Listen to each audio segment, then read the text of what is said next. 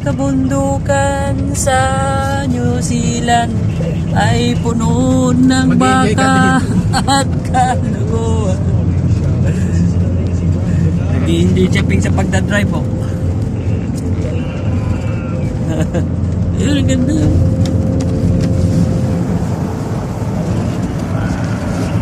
Ang lilit ng mga baka.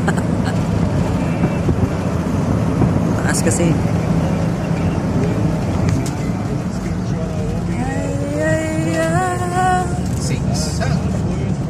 Sigsag road pa. Laka-laka mga balay. Gaganda ng bahay, no? Sa bundok. Top.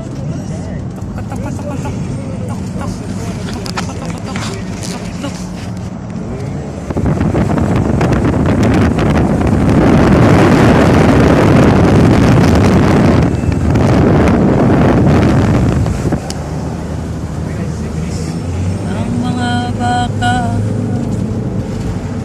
Alis tayo dito mga alas 4. Oo.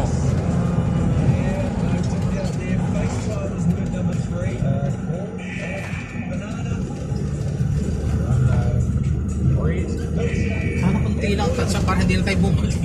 Layo.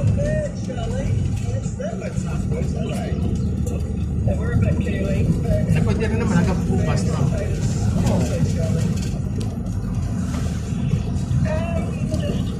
Ang kabundukan dito sa New Zealand ay nakakatuwa pagmasdan, malamig ang hangin.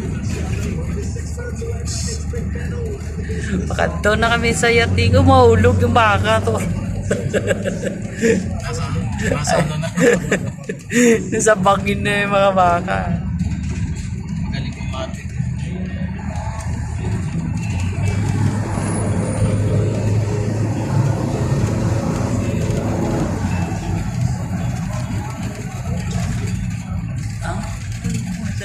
Ano to, one way? Hindi ah. Maliit lang talaga kasada nila. Ikaw na lang mag-adjust. Pag may kasalubong. Bira kasi may dumadaan dito kaya maliit lang kasada na may surprise na naman dito. Dandaan ping. Tara, ganda oh. Putik. Ang ganda. Gusto mo tigil tayo dito mamaya? Picture ka. Oh. Dito din dandaan natin mamaya. Pwede.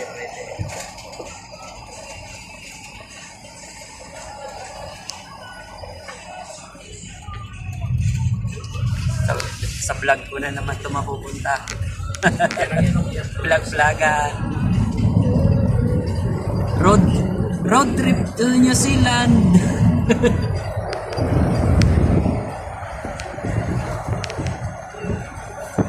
Inaan mo ka pinangban sa copyright tayo.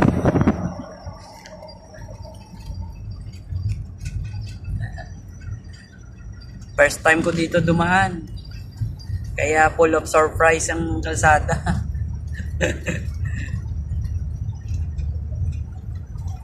First time ko rin mag-trail dito.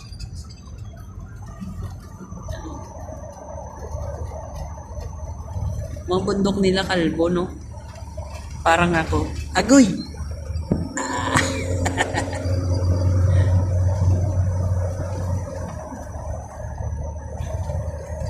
Ang mga kabundukan dito sa New Zealand.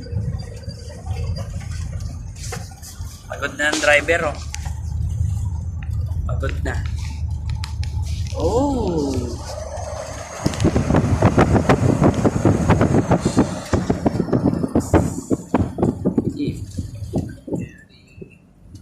Oh, may school pa rin.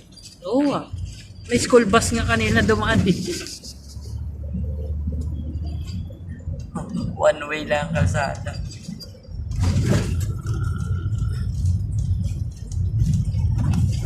No, ay ito na naman, may bucket na naman.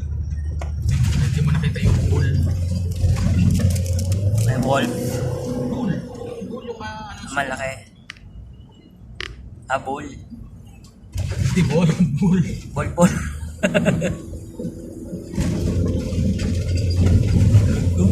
one way. Bagong kalsada lang ang tatong ginawa. Late naman ng... Sakto lang sasakyan na isa eh. Agad. Ayan, mayroon dito. Ano naman? Mga... Ano naman? Usa. Ang ganda ng bahay. Ang ganda pinatira ng bahay. Bakit naman yun, Pin? Ako, kala ko daanan pa natin yun eh. Di wara-wara.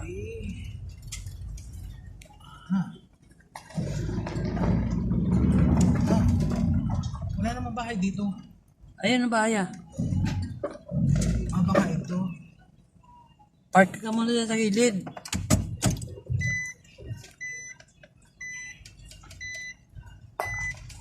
Ayun o, bagong gawa pa na. Uy, may tayo.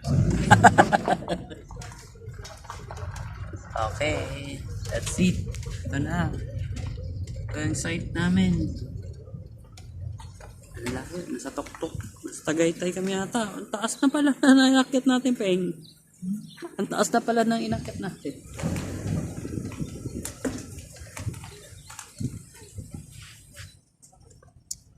It's 5 o 40.